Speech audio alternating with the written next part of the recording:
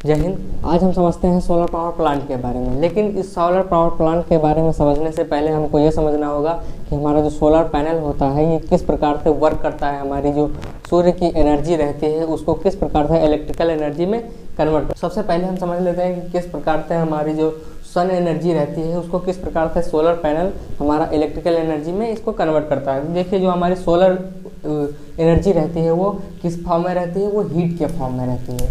वो यहाँ पर हीट के फॉर्म में रहती है और किसके फॉर्म में रहती है, लाइट के फॉर्म में रहती है।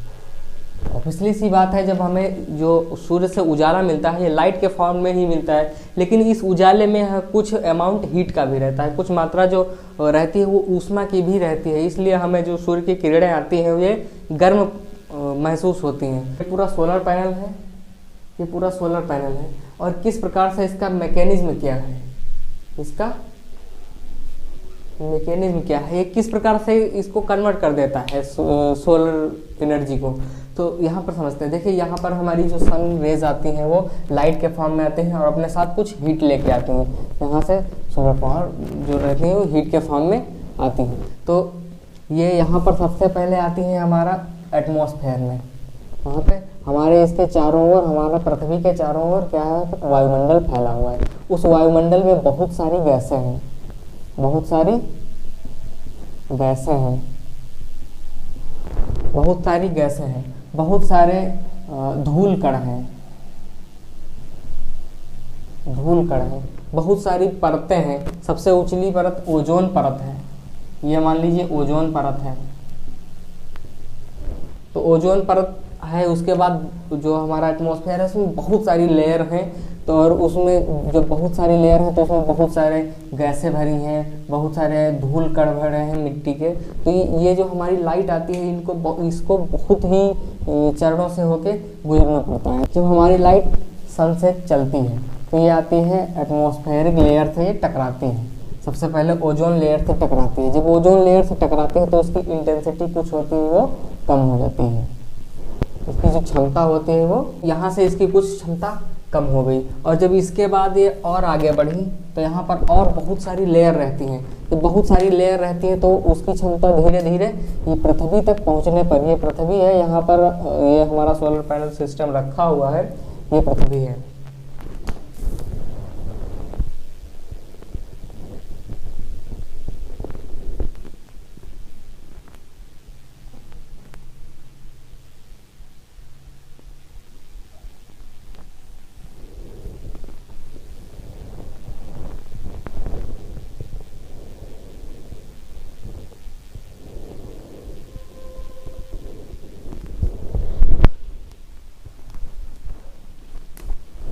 ये पृथ्वी है, ये पृथ्वी है, इसके नीचे हमारा सोलर सिस्टम रखा हुआ है। जब ये पृथ्वी तक रेज इसकी आती है, जो इसकी लाइट है ये पृथ्वी तक आती है तो इसकी मात्रा, इसकी जो क्षमता होती है वो बहुत ही कम हो जाती है, धीरे धीरे बहुत ही कम हो। जो हमें लाइट सन से मिलती है उसकी मात्रा बहुत ज़्यादा रहती है, बहुत ज़्यादा हार्मफुल रहती है।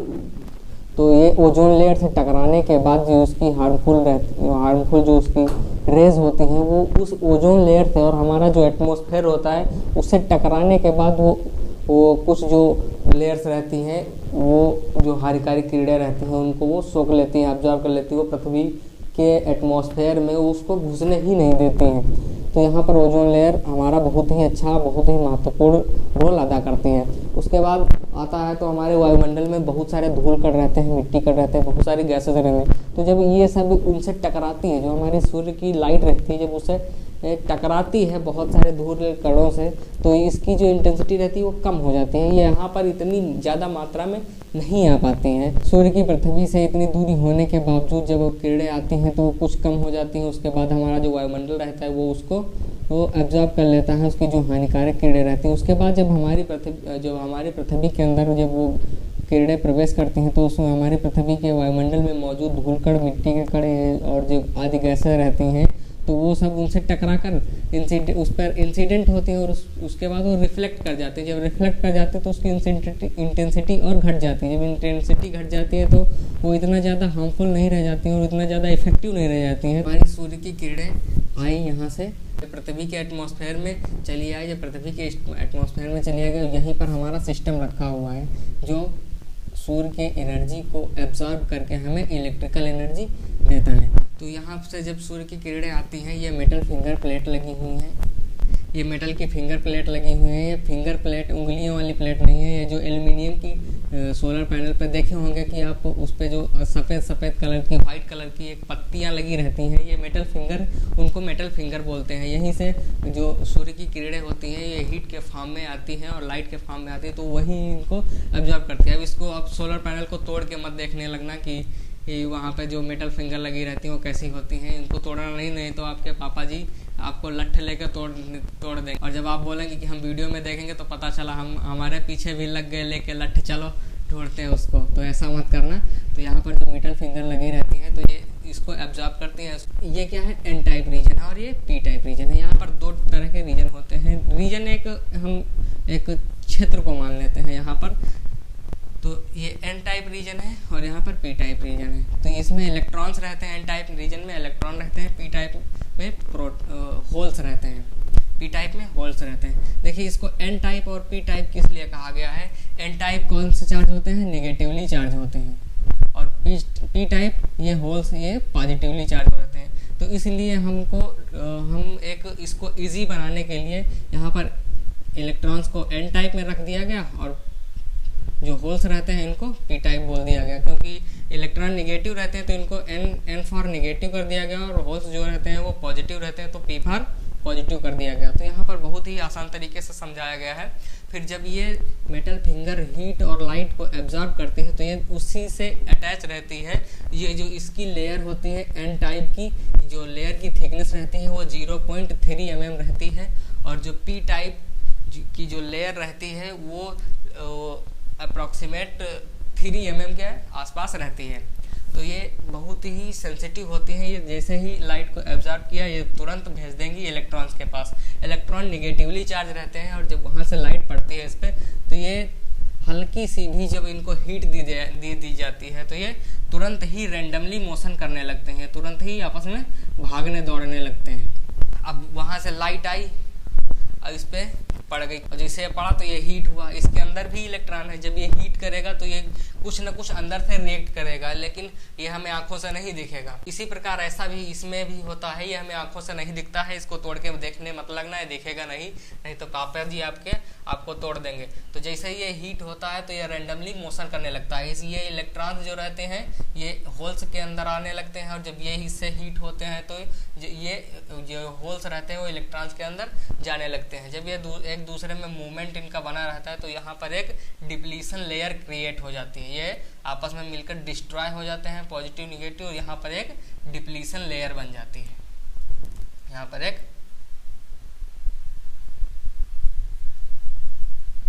डिप्लीशन लेयर बन जाती है। जब डिप्लीशन लेयर बन जाती है तो ये इसकी तरफ आने लगते हैं और ये इसकी तरफ आने लगते हैं। इस प्रकार से हीट को एक इलेक्ट्रिक में चेंज कर दिया जाता है। अब यहाँ पर जब लाइट इंसिडेंट हुई, इंसिडेंट करने के बाद इलेक्ट्रॉन इसमें आए होल्स में और होल्स इलेक्ट्रॉन में गए, तो यहाँ पर इन दोनों के बीच में एक डिप्लीशन लेयर बन जाती है। जब डिप्लीशन लेयर बन जाती है तो यहाँ पर हमें जब ये हीट होते हैं तो धीरे धीरे करके हमें इलेक्ट्रिकल एनर्जी मिलने लगती है। जब इलेक्ट्रिकल एनर्जी मिलने लगती है तो यहाँ पर हमें सप्लाई आने लगती है। ये जो टर्मिनल लगे हैं दोनों, ये जो टर्मिनल लगे हैं इनमें सप्लाई आने लगती है। तो यहाँ पर सप्लाई तो आने लगती है, लेकिन ये जब यहाँ पर सप्लाई हमको तब मिलती है जब हम इस पर कोई लोड कनेक्ट करते हैं। यहाँ पर जब हम इसको कोई लोड कनेक्ट करते हैं तो लोड सप्लाई कराने के लिए लोड देना पड़ता है। लोड को हम एक रेजिस्टेंस की सहायता से भी इसका सर्किट पूरा कर सकते हैं। इसको रेजिस्टेंस की सहायता से भी पूरा कर सकते हैं, कैपेसिटर लगा सकते हैं जिससे इसका सर्किट पूरा हो जाता है। यहाँ पर फिलहाल हमें लोड देने की ज़रूरत रहती है और हमें जो इसकी सप्लाई होती है वो मिलना स्टार्ट हो जाती है।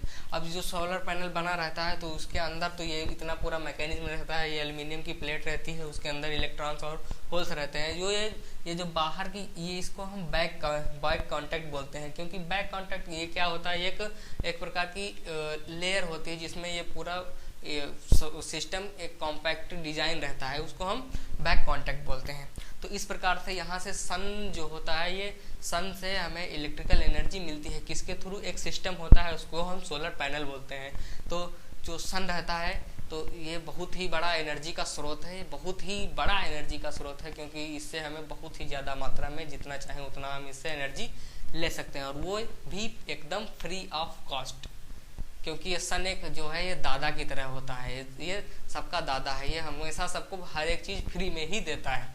देखिए, जब हमें सूर्य से जो ऊर्जा मिलती है उसको हम एक सोलर पैनल की मदद से इसको हम इलेक्ट्रिकल एनर्जी में कन्वर्ट कर लेते हैं। इसको इलेक्ट्रिकल एनर्जी में जब इसको हम कन्वर्ट कर लेते हैं तो ये हमारा एक सोलर सिस्टम रहा, एक सोलर पैनल रहा, तो ये हमारे इलेक्ट्रिकल एनर्जी में इसको कन्वर्ट करने में मदद करता है, सोलर की एनर्जी करता है। अब हम यहाँ पर समझते हैं सोलर पावर प्लांट को। सोलर पावर प्लांट, देखिए अब यहाँ पर हमने इसका जो जनरेशन हुआ, एनर्जी का जनरेशन हुआ, उसको मैंने समझ लिया। अब यहाँ पर जब हम सोलर पावर प्लांट को समझेंगे तो इसको समझने में आसानी होगी, क्योंकि यहाँ तक हमने इलेक्ट्रिकल एनर्जी को जनरेट कर लिया है। अब क्या होता है कि जब हमें जो सूर्य की ऊर्जा है ये हमें फ्री ऑफ कॉस्ट मिलती है, सबसे पहली बात, और इसकी अवेलेबिलिटी एकदम फ्री ऑफ कॉस्ट है, और वो भी नेचर के द्वारा है, तो इससे हमें कोई इफेक्ट भी नहीं पड़ने वाला है। इसका हम जब तक चाहें तब तक उपयोग करते रहेंगे, और उपयोग करके हम यहाँ से जो इलेक्ट्रिकल एनर्जी है उसको जनरेट करते रहेंगे। जब इलेक्ट्रिकल एनर्जी जनरेट करते रहेंगे तो इसमें वन टाइम इन्वेस्टमेंट है, और फिर धीरे धीरे हल्का सा मेंटेनेंस चार्ज लगा के उसकी अपेक्षा में जो इतना प्लांटेशन का खर्चा आता है उसकी अपेक्षा में हल्का ही अमाउंट लगता है। तो इससे हम सूर्य की एनर्जी को लगातार कन्वर्ट करके हम इलेक्ट्रिकल एनर्जी में बदल सकते हैं, जिससे हमारी इकोनॉमिक ग्रोथ भी बढ़ती रहेगी। जो सोलर पावर प्लांट रहता है उसमें क्या होता है कि एक लैंड रहती है, ज़मीन रहती है। मान लीजिए हमने यहाँ पर इतनी सी ज़मीन ले लिया, और यहाँ पर क्या किया हमने, यहाँ पर सोलर सिस्टम को लगा दिया, यहाँ पर बहुत सारे सोलर सिस्टम को लगा दिया। ये सब एक कतार में सोलर सिस्टम लगाए हुए हैं। ऐसे ही जो सोलर सिस्टम, सोलर पैनल है, इसको एक इतनी सी ज़मीन लेने के बाद हमने यहाँ पर इसको एक स्ट्रक्चर में डिजाइन कर दिया। यहाँ से क्या होगा, ये जो सूर्य की एनर्जी होगी वो इस पे आके इंसिडेंट होगी। इस सोलर पे, इन सौर ऊर्जाओं पे जितने भी इसके अंदर सौर ऊर्जा लगे हुए हैं, यहाँ पर हमें जो सोलर की लाइट रहती है, सन की लाइट रहती है, वो आकर इन पर इंसिडेंट करेगी। जब इंसिडेंट करेगी ये लाइट, तो ये यहाँ पर हमने जो एनर्जी का जनरेशन समझा था वैसे ही एनर्जी का जनरेशन होगा, और ये धीरे धीरे कन्वर्ट करके हमें इलेक्ट्रिकल एनर्जी को दे देंगे। यहाँ से इलेक्ट्रिकल एनर्जी हमें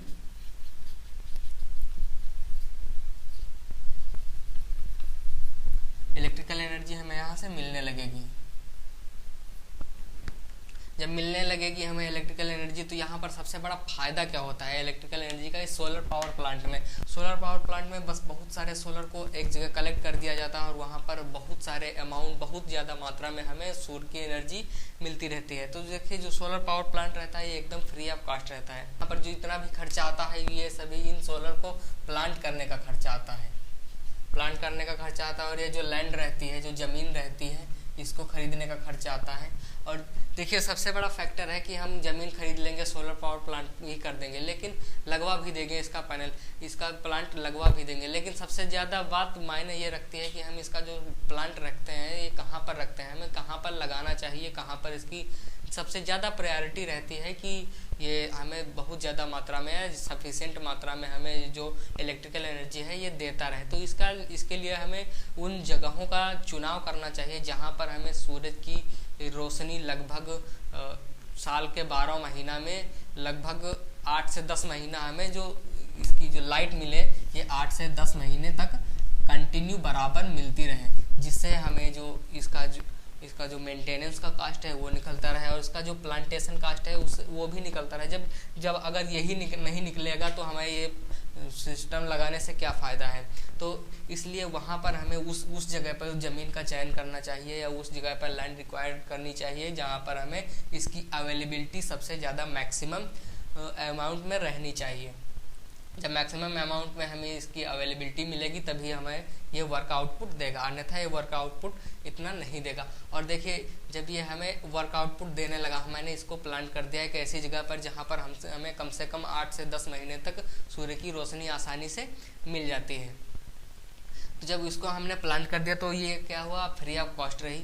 इसमें कोई सबसे बड़ा फैक्टर ये है कि ये फ्री ऑफ कॉस्ट है। उसके बाद उससे भी बड़ा फैक्टर ये है कि ये नो पॉल्यूशन इमिशन है, यहाँ इससे कोई भी पॉल्यूशन इमिट नहीं होता है, इससे कोई भी प्रदूषण नहीं होता है, ये प्रदूषण मुक्त है। तो ये भी बहुत बड़ा फैक्टर है, क्योंकि अब जितने भी, जैसे कि आप अगर थर्मल पावर प्लांट ले लेंगे तो उससे बहुत ज़्यादा मात्रा में कार्बन उत्सर्जन होता है, जो हमारे एनवायरनमेंट के लिए सबसे ज़्यादा हानिकारक है। तो ये सबसे ज़्यादा फैक्टर बड़ा यही है कि यहाँ पर ये जो एनवायरनमेंट है ये फ्रेंडली है, क्योंकि ये एनवायरनमेंट का दोस्त है। यहाँ पर इसको एनवायरनमेंट फ्रेंडली कह सकते हैं, क्योंकि इससे कोई भी रेडिएशन या कोई भी प्रदूषण होता है वो फैलता नहीं है। ये प्रदूषण इमिट ही नहीं करेगा तो ये इससे फैलेगा क्या, कुछ नहीं फैलता है। तो ये तो हमने लाभ समझ लिया, इसके जो कुछ नुकसान भी हैं। देखिए कोई भी चीज़ हो उसके कुछ फायदे और कुछ नुकसान होते हैं। हर एक सिक्के के दो पहलू होते हैं। तो अगर एक पॉजिटिव है तो ये दूसरा एक निगेटिव है। तो जब किसी चीज़ के फायदे हैं तो उसके कुछ नुकसान भी होते हैं। ऐसा नहीं है कि किसी चीज़ के फायदे ही फायदे बने हैं, उसका नुकसान है ही नहीं। तो ऐसा कोई ऐसी चीज़ ही नहीं बनी है जिसका कोई नुकसान ही ना हो। तो जब उसका फ़ायदा है तो उसका नुकसान ज़रूर ही होगा। तो यहाँ पर इसका नुकसान ये है कि ये हमें जो लाइट है तो ये लाइट हमें रात के समय में नहीं देगा। रात के समय में लाइट नहीं देगा, रात के समय में लाइट नहीं देगा। और जब इसे बरसात होती है, बरसात के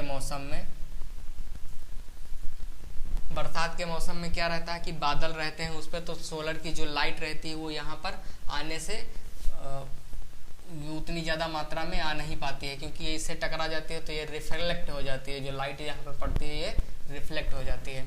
तो बरसात का भी बड़ा फैक्टर है। और रात में तो ये लाइट इमिट नहीं करता। हालांकि हमारे जो टेक्नोलॉजी है, नई टेक्नोलॉजी है, ये मूव कर रही है धीरे धीरे, उस पर भी रिसर्च कर रही है। और मुझे पूरी उम्मीद है कि ये जल्दी से जल्दी इसको भी विकसित कर लेगी। ये जो हमारे पैनल है वो रात में भी लाइट का इमिट करने लगे।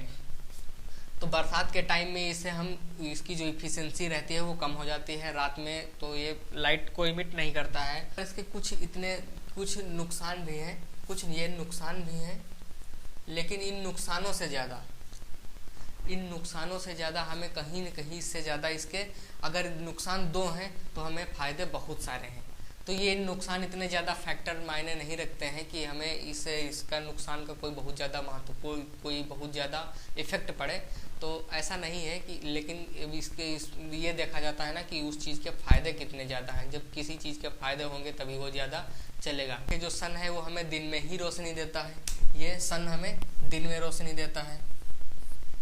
जब हमें सन दिन में रोशनी देता है तो हम ये जो सोलर पैनल है हमारे, ये दिन में ही काम करते हैं। और जो रात में होती है वो चंद्रमा होता है, रात में चंद्रमा होता है। चंद्रमा लाइट नहीं देता है, चंद्रमा इसी सन के प्रकाश से ही चमकता है।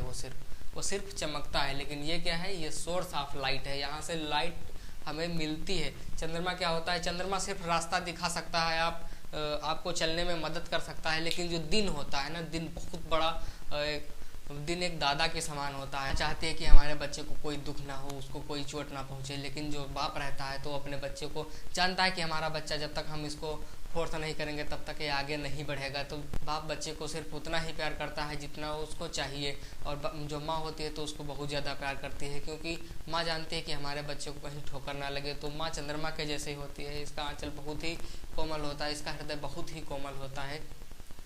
तो लेकिन बाप जो होता है, तो बाप जानता है कि अगर हम इसको प्रताड़ित नहीं करेंगे, इसको डांटेंगे नहीं, तो ये आगे नहीं बढ़ पाएगा। तो जब वो जानता है कि ये जलेगा नहीं तो आगे बढ़ेगा नहीं। जब बढ़ेगा नहीं तो बाप जो होता है तो यही सोचता है कि हमारा बच्चा जो हमारा जो लड़का है ये हमेशा आगे ही बढ़ता रहे। तो इसलिए वो उसको झोंकता रहता है, उसको लठ्याता है, मारता है, पीटता है, गाली देता है, हर एक चीज़ से उनको दंडित करता है। वो किस लिए करता है कि वो चाहता है कि ये आगे बढ़े। जब आगे बढ़ेगा तो ही उसका नाम होगा, बिना आगे बढ़े या बिना कुछ किए उसका नाम नहीं हो सकता। तो ये जो सूर्य होता है ये ऐसे ही काम करता है, ये बाप की तरह ही होता है। चंद्रमा से हमें लाइट नहीं मिलती है, हम यहाँ से एनर्जी का जनरेशन नहीं कर सकते, लेकिन जो सूर्य होता है यहाँ से हम एनर्जी का जनरेशन कर सकते हैं, क्योंकि ये बाप की तरह होता है। और हर बाप चाहता है कि हमारा बेटा आगे ही बढ़ता जाए। तो सूर्य भी दिन में चलता है, दिन में जब ये दिन में रहता है तो दिन में हमें सोलर एनर्जी मिलती है और हम यहाँ से लाइट का जनरेशन करते हैं। जिस प्रकार बाप अपने बेटों को जलाता है, मेहनत करवाता है, उसको दौड़ाता है, भगाता है, गाली देता है, मारता है, हर एक चीज़ करता है, तो वैसे भी सन भी है। ये दिन में देखिए कितनी ज़्यादा मात्रा में आपको हीट देता है, कितना ज़्यादा आपको सताता है। या गर्मियों के दिनों में देखिए कितना ज़्यादा इसका टेम्परेचर बढ़ जाता है। जब ये टेम्परेचर बढ़ाता है तभी तो ये जो इसके जो पावर प्लांट रहते हैं तभी ज़्यादा इतने ज़्यादा सक्सेसफुल होते हैं, तभी ये हमें फ्री ऑफ कास्ट मिलते हैं। वीडियो में हमने ये समझा कि हमारे जो सौर ऊर्जा रहते हैं किस प्रकार से सन की लाइट को कलेक्ट करके एक इलेक्ट्रिकल एनर्जी में कन्वर्ट कर देते हैं, और इसके साथ हमने जो सोलर पावर प्लांट रहता है उसके बारे में समझा कि इस प्रकार से हमें बहुत ज़्यादा मात्रा में इलेक्ट्रिकल एनर्जी मिलती है जिससे हम यहाँ पर सप्लाई करते हैं। आई होप इस वीडियो में दी गई जानकारी आपको समझ में आई। इसी के साथ मिलते हैं नेक्स्ट वीडियो में, तब तक के लिए जय हिंद।